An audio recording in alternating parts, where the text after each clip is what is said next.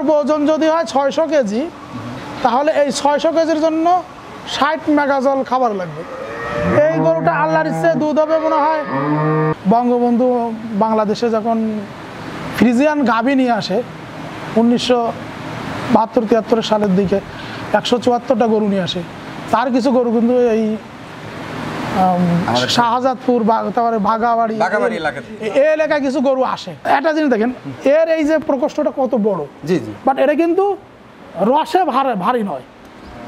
এটা কিন্তু রস না, দেখেন এটা কিন্তু রস না। কিন্তু বড় গরু যদি 10 কেজি দানাদার খাবার দিই তাহলে এটা আসবে আমাদের 100 মেগাজল। 10 কেজি দানাদার খাবার দিই, 10 কেজি যদি প্রসেসিং খড় দিই, অর্থাৎ ইউরিয়া মোলাসেস স্ট্র যেটা বলি, জি জি জি জি ওইটা মানে, তাহলে ওটা আমার আসবে 50 মেগাজল।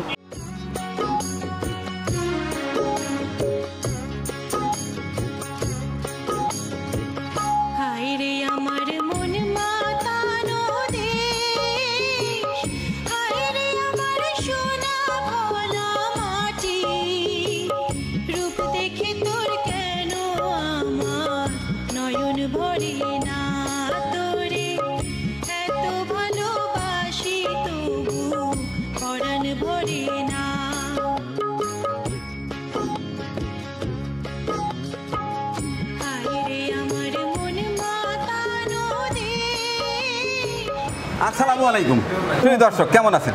আশা করি সবাই ভালো আছেন। আজকে আপনাদের ভিন্ন চিত্র দেখাবো। আপনারা জানেন আমি র.ই.ম সিরাজগঞ্জের সন্তান, কিন্তু আমার পাশে দাঁড়িয়ে আছে ইনি হচ্ছে আমার সেই ওস্তাদ, আমার বস, আমার গুরু জনাব ডক্টর বাইজিদ মুরাল সাহেব। অত্যন্ত গুণী একজন মানুষ। যাই হোক, স্যার আমাদের এলাকায় আসছে জেনে আমি যথেষ্ট আনন্দিত।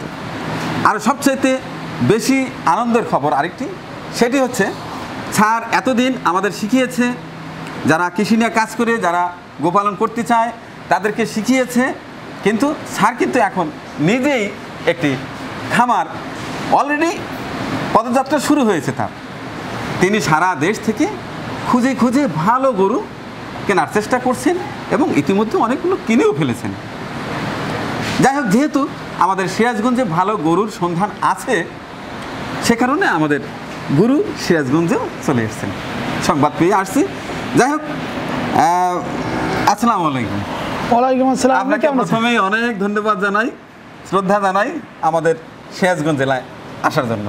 তো যাই, কেমন আছেন স্যার? আমি অনেক ভালো আছি, আপনি কেমন আছেন? আলহামদুলিল্লাহ। আপনাকে দেখে আমার মনে হয় যে আমার ইউটিউব জীবনে যতগুলো দিন গেছে, যতগুলো ঘন্টা গেছে, যতগুলো মিনিট গেছে, সবচাইতে আজকে সবচাইতে আমার আনন্দের দিন, সুখের দিন। দেখ, আজকে কিন্তু আপনার কাছে আমি শিখবো, যেহেতু আপনি নিজেই খামার শুরু করছেন। এতদিনে আপনার মাধ্যমে আমরা শিখেছি, অনেক খামারি ভাইরা শিখেছে, তরুণ উদ্যোক্তারা শিখেছে, নতুন যারা তারা শিখেছে। আজকে আপনি নিজেই কিনছেন, অবশ্যই আপনি ভালো গরুটিই কিনবেন। জি, অর্থাৎ প্র্যাকটিক্যালি আপনার কাছ থেকে আজকে আমি শিখব। তো যাই হোক, ইতিমধ্যে কি 2-1টা গরু দেখা হয়েছে? জি, আমি একটু বলি। সেটা হচ্ছে যেমন ধরেন আপনারা তো একসাথে অ্যাগ্রো ইন্ডাস্ট্রিতে কাজ করছি।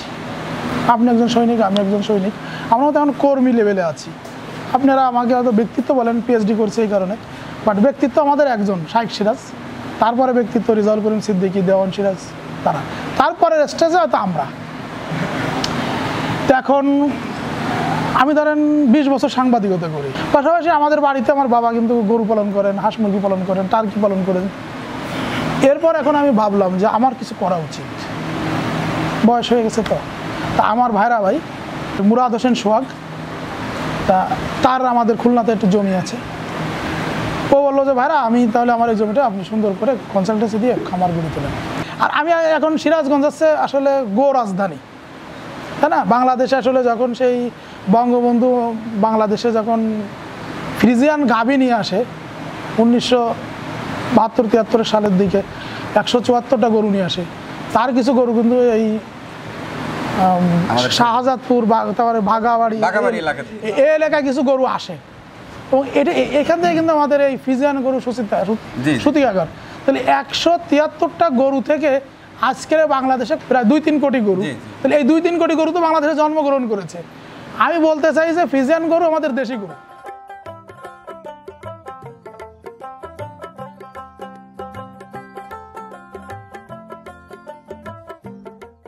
এটা কিন্তু একটা ইন্ডাস্ট্রি। একটা ফ্রিজিয়ান গরু মানে একটা বাড়ির বা একজন মানুষের কর্মসংস্থান। জি জি জি জি। তো স্যার এই লক্ষ্যে কিন্তু আমি কাজ করছি এখন। আর যেহেতু আমরা একটু ছোট আকারে আগে শুরু করছি, বাট আমাদের খামারটা আসলে ছোট না, যেখানে আমাদের 1000 গাভী থাকবে। 1000 ক্যাপাসিটি? 1000 ক্যাপাসিটি না, আমাদের টার্গেট আছে, আমাদের ক্যাপাসিটি আরো অনেক বেশি। আমাদের দুটা শেড মিলে ধরেন প্রায় 500 বিঘার মতো। এটা একেবারে ছোট। আচ্ছা যাই হোক, স্যার আপনি কি প্রথমে গাভীতে শুরু করবেন নাকি ফ্যাটেনিং? আসলে আমাদের খামারে নাও দিস টাইম আমাদের খামারে 30 জন কর্মচারী আছে।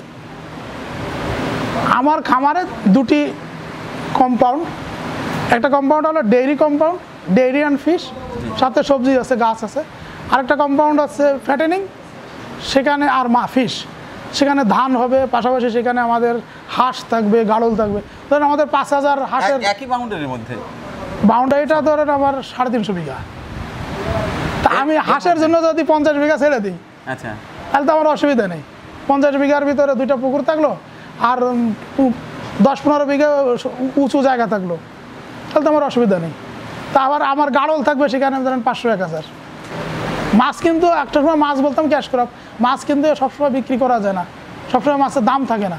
বাট গাভী হচ্ছে আমার এভরিডে সকালবেলা দুধ বিক্রি করব, সেখান থেকে কিছু টাকা আমরা খামারের খরচ করব, গরুরে খাওয়াবো, কিছু টাকা আমাদের জন্য রাখবো। স্যার এটা তো খামার ডেভেলপমেন্টের জন্য। স্যার এটা তো সবারই হিসাব, বিশেষ করে প্রবাসী ভাইরা এই হিসাব করে কিন্তু অনেকেই কষ্টার্জিত টাকা দিয়ে দেশে এসে খামার করে ধরা খাচ্ছে, তারা চেনে না বিধায়। কিন্তু আপনি তো চেনেন, আজকে আপনার কাছ থেকে আমি শিখবো। এই যে পাশে একটা গরু দেখতে পাচ্ছি, হ্যাঁ, ফেসটা দেখে আমার কাছে কেমন যেন মনে হচ্ছে জার্সি, কিন্তু তার শরীরের ট্রাকচার এবং কালার দেখে মনে হচ্ছে এটা শাহিওয়াল। আসলে এই বিষয়টা আমাকে একটু বুঝিয়ে দেন। আসলে আপনি যদি এই গরুটার জাত সম্পর্কে জানতে চান, এই গরুটার একটু ইতিহাসটা আমি বলি।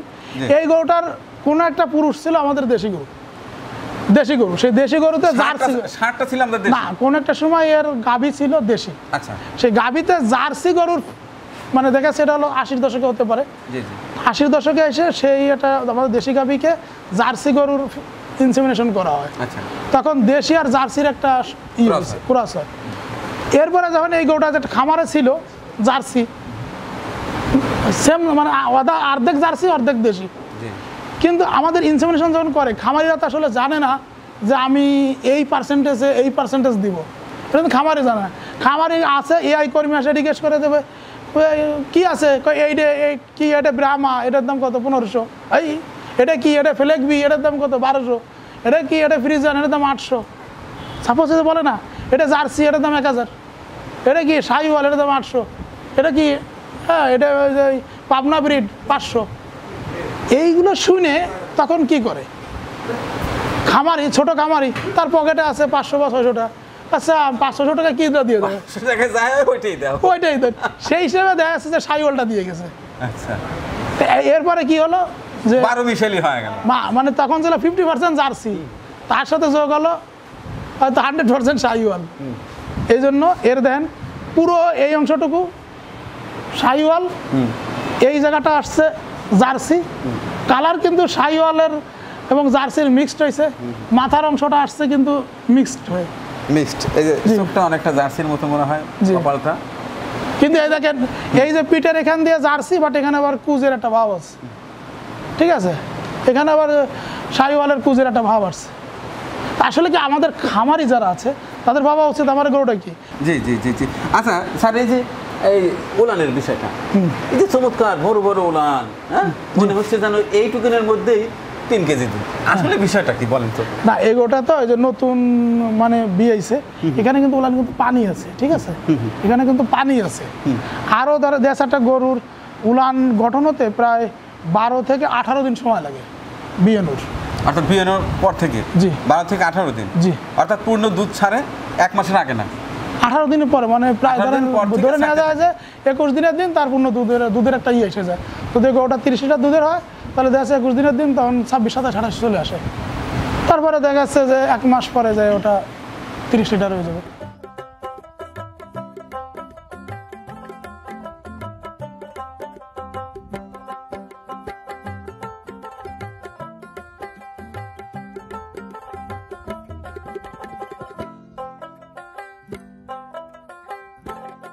স্যার আমাদের দেশে মানে আপনি যেটি বললেন যে বিশেষ বিশেষ কয়েকটি জায়গা ছাড়া 100% ফ্রিজিয়ান গরু পাওয়া সম্ভব না, বিশেষ করে গ্রাম অঞ্চলে যারা আমরা সীমিত আয়ের মানুষ তারা কিন্তু 100% এই গরুর আশা করা একেবারে অকল্পনীয়।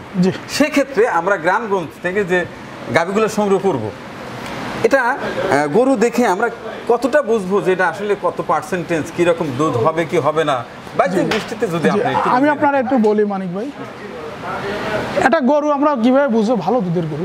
আপনি যে গরুর বাটটা দেখেন, আপনি ওইখানে যে গরুটা বাট দেখলেন, বাটটা থেকে একটা বাট সাথে একটা বাট মিশে আছে, জি জি, বাট এই গরু বাটগুলো দেখেন ফাঁকা ফাঁকা, জি জি, একটা থেকে আরেকটা কতখানি ফাঁকা, জি, কিন্তু ওই গরুটার বাট কিন্তু কাছাকাছি, তাহলে ওই গরুটা থেকে এই গরুটা দুধ বেশি হবে, কারণ এর এই জায়গাটা কিন্তু জায়গাটা বেশি, মানে এর দুধের উলানের ভিতরে টিস্যুর যে জায়গাটা কিন্তু অটোমেটিক বেশি, ওর কিন্তু টিস্যুর জায়গা কম, এই জন্য বাটগুলো বড় হলেও বাটগুলো কিন্তু চাপা কাছাকাছি, ওর কিন্তু এই জায়গাটা কম। বাট এর কিন্তু গরু দেখেন হাইট কত, এর পেট থেকে যদি একটা গরু বেরোয় এরকম হাইটের হবে, যদি তার পার্সেন্টেজটা ভালো থাকে। আমাদের দেশে 75% বা 67% এই ধরনের পার্সেন্টেজের গরু দিলে আমাদের আবহাওয়ার সাথে ভালো। আচ্ছা, সর্বোচ্চ যারা একটু ভালো খামারি তারা না 87% দিলে ভালো। যারা ধরেন ভালো, আমি যে খামারটা আছি এই খামারি যদি তিনি গরু পালন করেন তাকে থাকতে হবে যে 67%, সর্বোচ্চ 75%, এর বেশি গেলে এই খামারি এই ভালো আকাঙ্ক্ষিত দুধ পাবে না। এই গরুটা যদি একটু নিকেল, এই গরুটার দাম ধরেন 3.5 লাখ টাকা বা 4 লাখ টাকা হতে পারে, ঠিক আছে, এই গরুটার দাম, যে গরু হাইট, এই গরুটা আমার নিশ্চিত এই গরুটা 35 লিটার দুধ আসবে, 35 লিটার দুধ আসবে এটাতে, 35 লিটারের গরু আর কি, হয়তো কমালেও 30-এর নিচে নামবে না।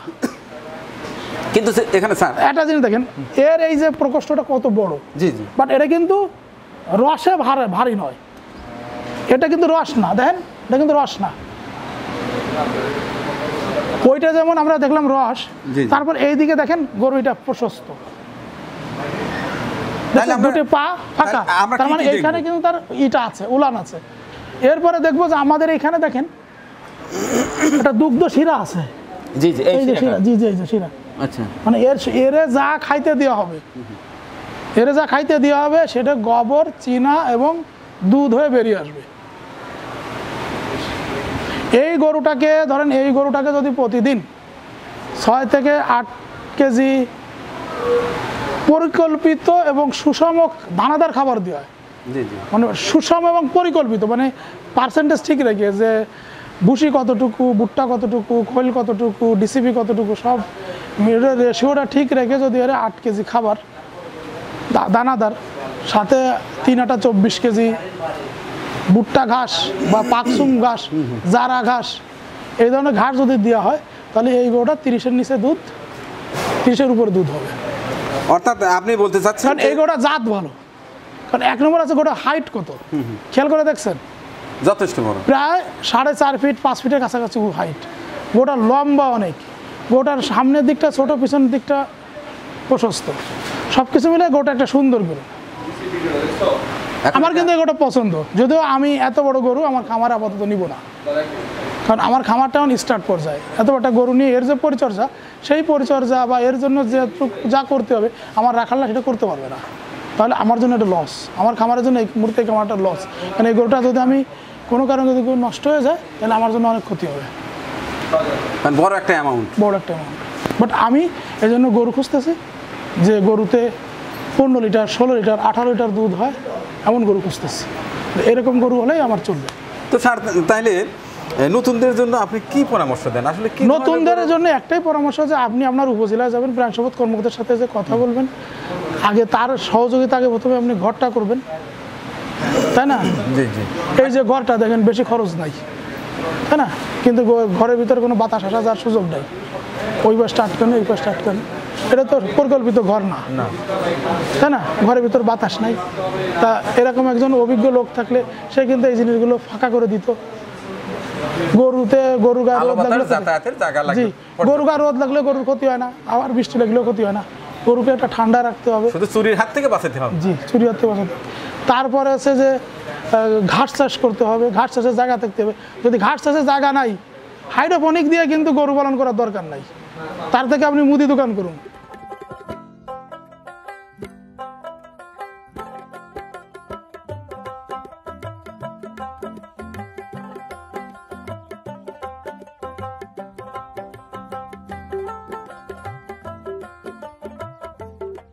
আপনারা ইউটিউবে একজন মানুষকে দেখে থাকেন, একটি নাম র.ই.ম, চিত্রপুরী কৃষিচিত্র ইউটিউব চ্যানেলের উপস্থাপক, পরিচালক, সব কিছু আর কি।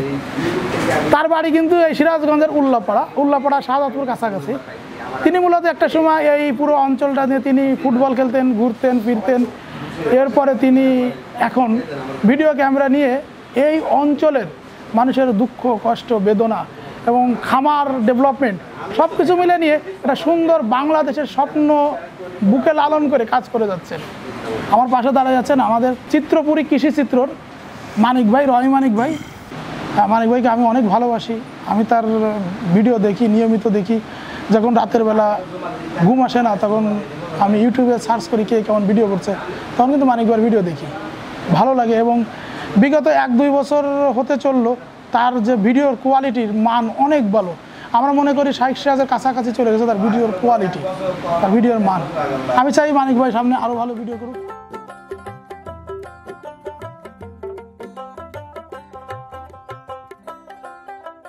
আসলে এই গাভীটা কতটুকু দুধ দেয় তার উপরে খাবার নির্ভর হবে, না খাবারের উপরে দুধ পাবো বা বডির উপরে, কোনটা আসলে লক্ষ্য রাখা উচিত? আসলে আমি খেতে চাই ততটুকু দেব। আসলে আমি আমার বিভিন্ন খামারি এবং বিভিন্ন এক্সপার্টদের কথার সার সংক্ষেপে যে কতটুকু আমি বুঝতে পারছি, যেমন আমাদের এই যে গরুটা, যদি বলেন যে গরুটার খাবার তালিকা কতটুকু খাবারের দরকার, সেটা হলো এক রকমের হিসাব। আবার যদি বলা হয় যে এই গরুটা দুধ দিবে কতটুকু, সেটা আবার আর এক রকমের হিসাব। আমরা মানে আপনাকে একটু জানা রাখি যে গরু মুখ দিয়ে খাবে, চুনা, গোবর এবং দুধ হয়ে বেরিয়ে আসবে, ঠিক আছে। যেমন এই যে খামারটা আছে, এই খামারে যে গরুগুলো আছে, এখানে যতটুকু দুধ দেয়, একটুনিক ব্যবস্থাপনা ভালো দিলে এর থেকে আরো বেশি দুধ দিবে অন্য খামারে নিয়ে গেলে, ঠিক আছে। কারণ এই খামারগুলো আছে ব্যবসায়িক খামার, এরা আসলে গরুর যে রেশনটা সেটা দিতে পারে না।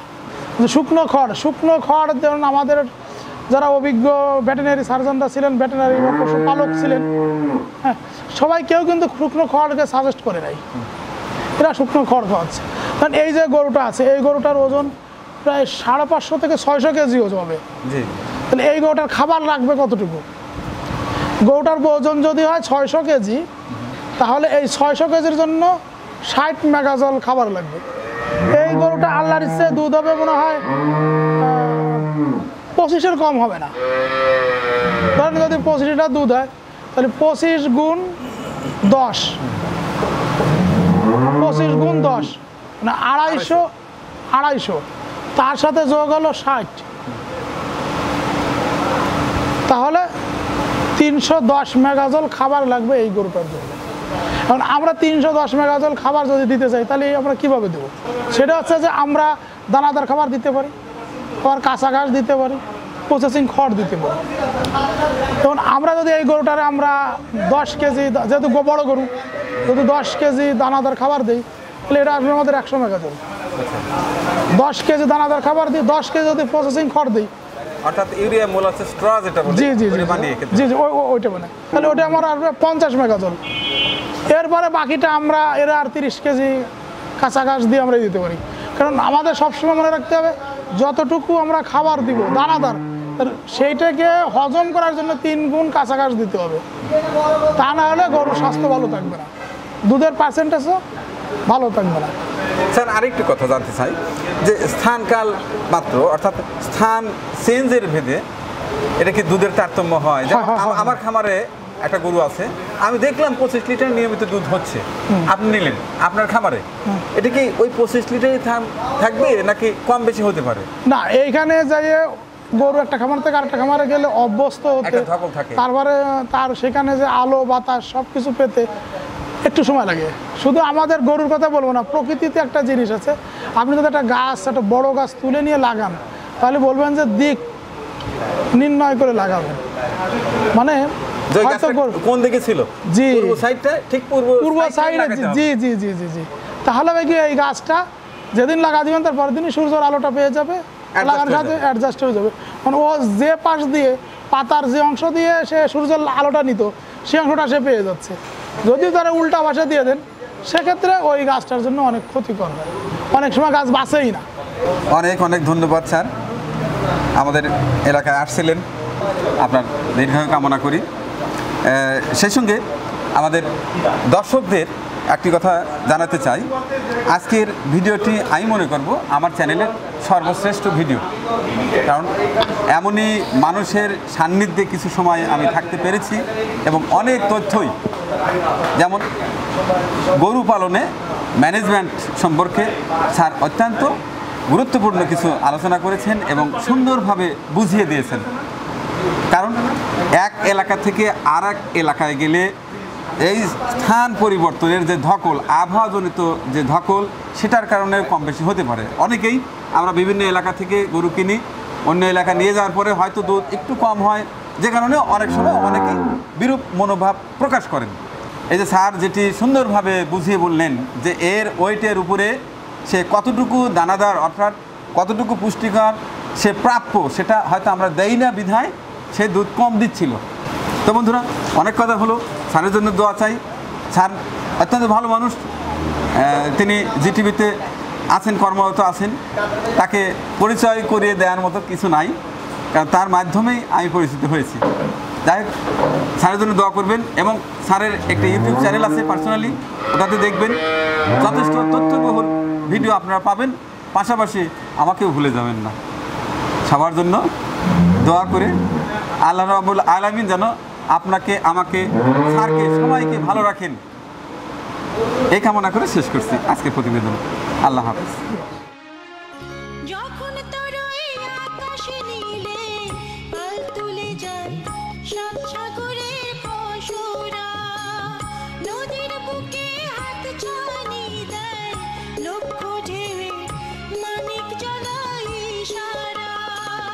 হায়রে আমার বুকের মাঝে হাজার তারের বীণা বাজে, হায়রে আমার বুকের মাঝে হাজার তারের বীণা বাজে, কাজের কথা মনে ধরে না,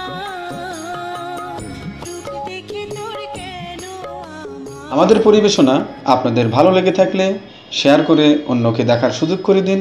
আরও নতুন নতুন ভিডিও পেতে চ্যানেলটি সাবস্ক্রাইব করে সঙ্গেই থাকুন।